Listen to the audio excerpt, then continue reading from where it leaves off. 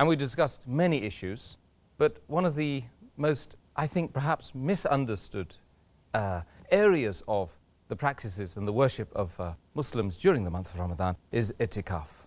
Could you firstly explain the term itikaf, and could you also, as by way of confirming for the Muslims out there whether they should be doing this or not, is it compulsory for all Muslims to do it?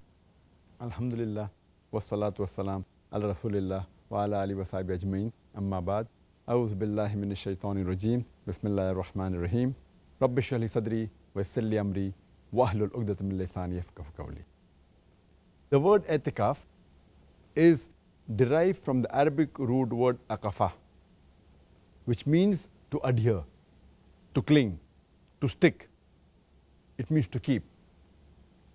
And it means to engage or devote something to another thing, which may be good or bad.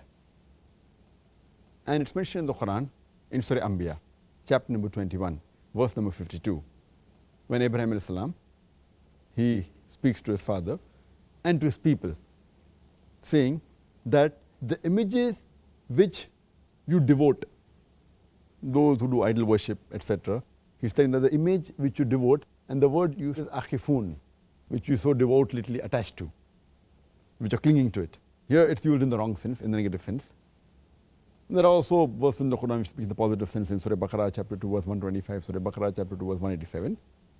According to Lisanul Arab, the word i'tikaf means to fully attach oneself to something. It means when someone habitates the mosque and he worships in it. In the Islamic Sharia, the word i'tikaf means to engage and retreat in the mosque and to stay in the mosque seeking nearness to Allah subhanahu wa ta'ala and seeking His reward. As far as the ruling of i'tikaf is concerned, whether it's compulsory or it is a sunnah, i'tikaf is generally a sunnah. It's not compulsory. It only becomes compulsory in certain cases if someone makes a vow to Allah subhanahu wa ta'ala that he will do i'tikaf if his wish is fulfilled. For example, someone will say that I will do i'tikaf for 2 days if my sick relative is cured, or I may do i'tikaf for 3 days if I pass in the examination. So if someone vows to Allah subhanahu wa ta'ala for the fulfillment of his desire, then i'tikaf is compulsory. Whatever the person has vowed, he has to fulfill it. Otherwise, i'tikaf is a sunnah, but it is a sunnat-e-muakkada, a very highly recommended sunnah. As it's mentioned in the hadith of Sahih Bukhari, volume number 8, in the book of oaths and vows, hadith number 6696, where the Messenger of Allah subhanahu wa ta'ala said that anyone who promises to obey Allah subhanahu wa ta'ala, he should obey him. And anyone who promises disobedience to Allah subhanahu wa ta'ala, he should not disobey him. And this hadith, Hazrat Umar, may Allah be pleased with him, mentioned in Sahih Bukhari, volume number 8, in the book of oaths and vows, hadith number 6697, where Hazrat Umar, may Allah be pleased with him, he says to the Messenger of Allah subhanahu wa ta'ala that I had vowed in the days of ignorance before he embraced Islam that he will do i'tikaf for 1 night in Masjid al-Haram.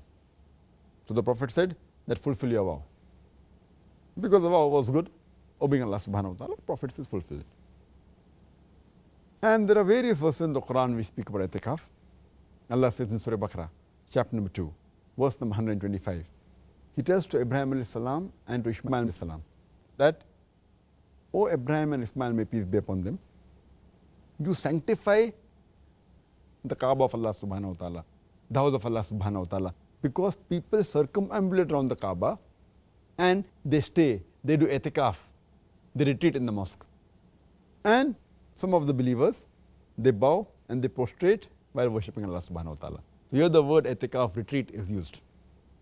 It's further mentioned in Surah Baqarah chapter number 2 verse number 187 that do not associate with your wives when you retreat in the mosque, when you do i'tikaf in the mosque. And There are several hadiths talking about itikaf, including Sahih Bukhari, volume number 3, in the book of itikaf, hadith number 2026. Hazrat Aisha, may Allah be pleased with her, who was the wife of the Prophet, she said that the Prophet used to do itikaf for the last 10 days in the month of Ramadan. And after he died, the wives of the Prophet used to continue that practice. So, itikaf, unless vowed, it's compulsory. Otherwise, generally, it's a sunnah, but highly recommended sunnah.